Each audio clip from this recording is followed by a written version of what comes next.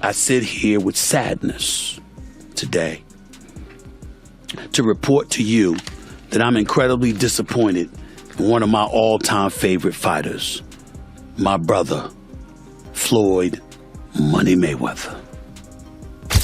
Everybody doesn't deserve to be in your space. I know you like to make money. They just didn't have. I know that Floyd is still getting in there as recently as this weekend because he needed the money. Sports commentator Stephen A. Smith recently discussed serious allegations involving boxing legend Floyd Mayweather Jr., according to reports. Mayweather is rumored to be connected to a supposed $42 million fraud case, raising speculation about potential financial strain. This development has surprised many fans, especially considering that Mayweather reportedly earned more than $700 million from just 2 high-profile bouts during his career. Although his status as one of boxing's all-time greats is firmly established, questions are now being raised about whether financial pressures could be mounting behind the scenes. So are you holding other fighters accountable, like Floyd, for example? I mean, Floyd doesn't even know his opponent's name, so are you holding him accountable too, that Floyd should still be fighting people that, you know, he at least people that know that his opponent's name and stuff? Are you saying the same thing? Hold on. A couple things. Number one, last time I checked, Floyd retired. These are exhibitions that he had, but I don't even count these. Floyd will tell you that himself. When Floyd, I didn't count Conor McGregor as a boxing match. That was a damn exhibition. I ain't paying no attention to that with Floyd. No way on earth. Not at all. That's number one. Number two, here's where you have to give Floyd his respect.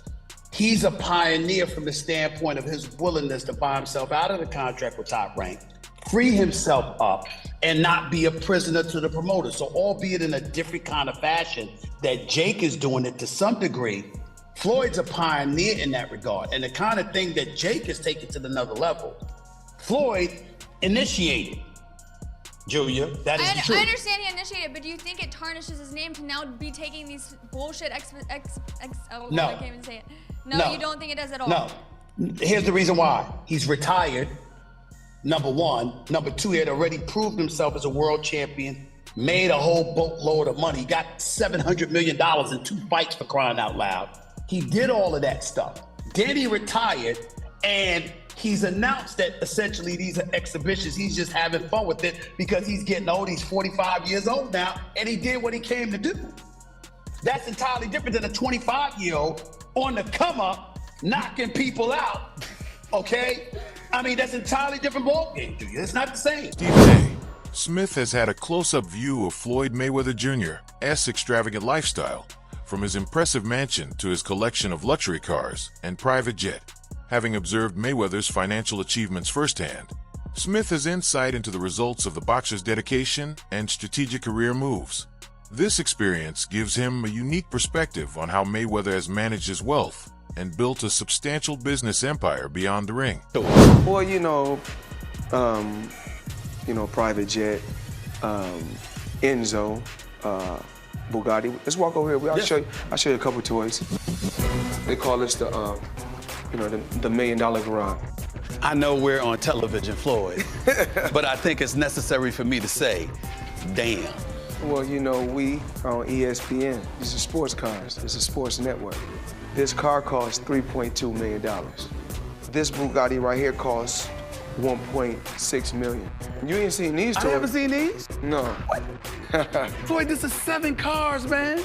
Silver, platinum, Miami, black LA, white Vegas. Yeah, in New York, I got my drivers.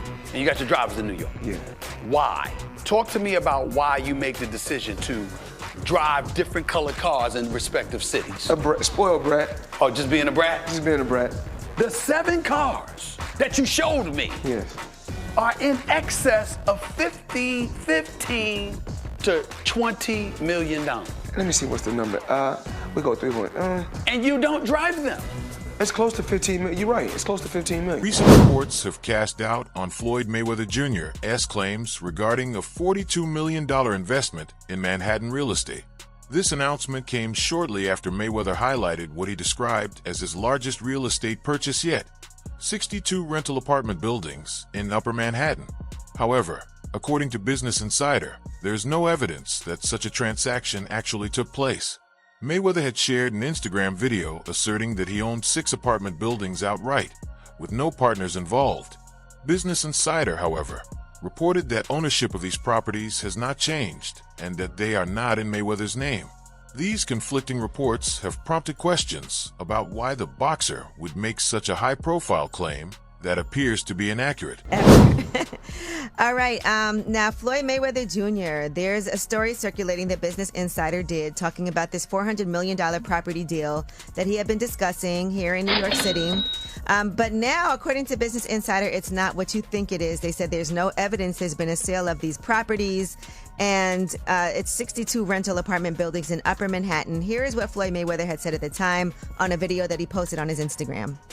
I love bringing the people into my lifestyle, showing the people how I live. Now, I know you guys see me on a regular talking about real estate. Well, lately, I purchased 62 apartment buildings in New York City. And what I need you guys to do, slide over and check out the photos.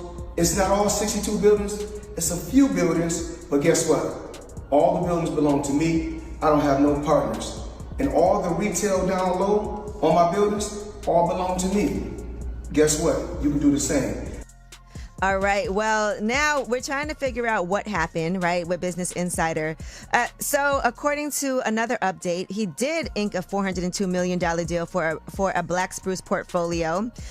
When he said that it was all his and no one invested, he meant no one was funding his part of the investment but him.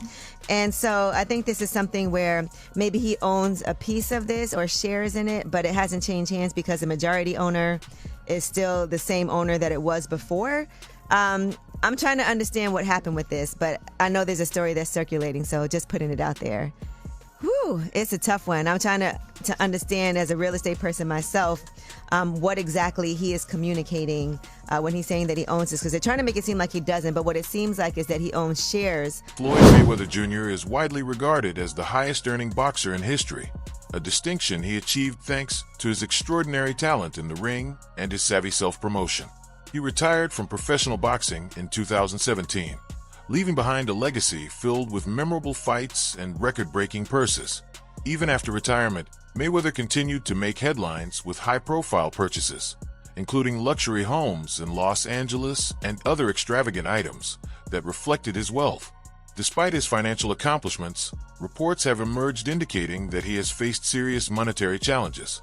Among the most notable is a substantial debt to the IRS, reportedly totaling over $22 million, which is believed to have influenced his decision to return to the ring for exhibition matches. Floyd Money Mayweather up until recently didn't have any money, so Floyd is the highest earning athlete in his career, making over $1.1 billion.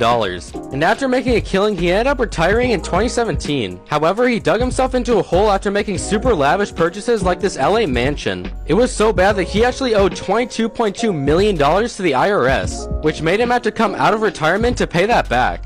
Like and follow for more. Floyd Mayweather Jr.'s return to the ring was driven not only by his love for boxing, but also by financial considerations.